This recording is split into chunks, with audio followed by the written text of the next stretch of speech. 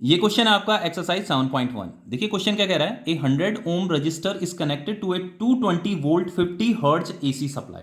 देखो यहाँ पे हमारा एक रजिस्टर है जो कि एक एसी वोल्टेज सोर्स से कनेक्ट है, और यहाँ पे जो रजिस्टर का जो रेजिस्टेंस दे रखा है वो दे रखा है आपको 100 ओम।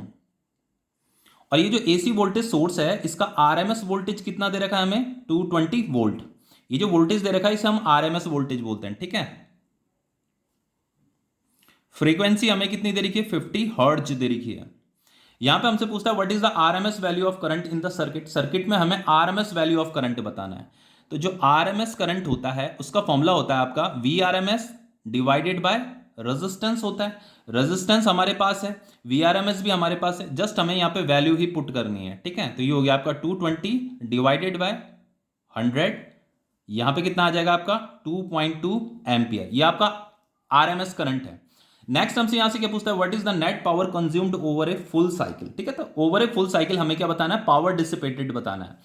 तो बच्चों सर्किट में जो एवरेज पावर डिसिपेटेड होता है वो कितना होता है ओवर ए फुल साइकिल, वो कितना होता है, वो होता है आपका V I cos five.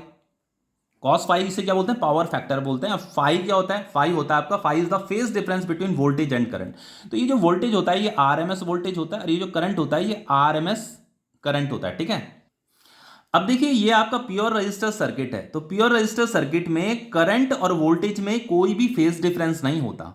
Phi क्या है, phi is the phase difference between voltage and current. लेकिन प्योर रजिस्टर सर्किट में करंट और वोल्टेज में कोई भी फेज डिफरेंस नहीं होता। तो फाई की वैल्यू कितनी होगी, 0 डिग्री होगी, ठीक है।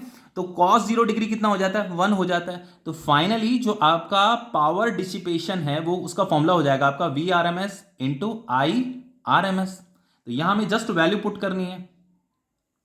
वी आर एम एस कितना है आपका 220 है, into I R M S हमने ये कैलकुलेट किया है, ठीक है 2.2।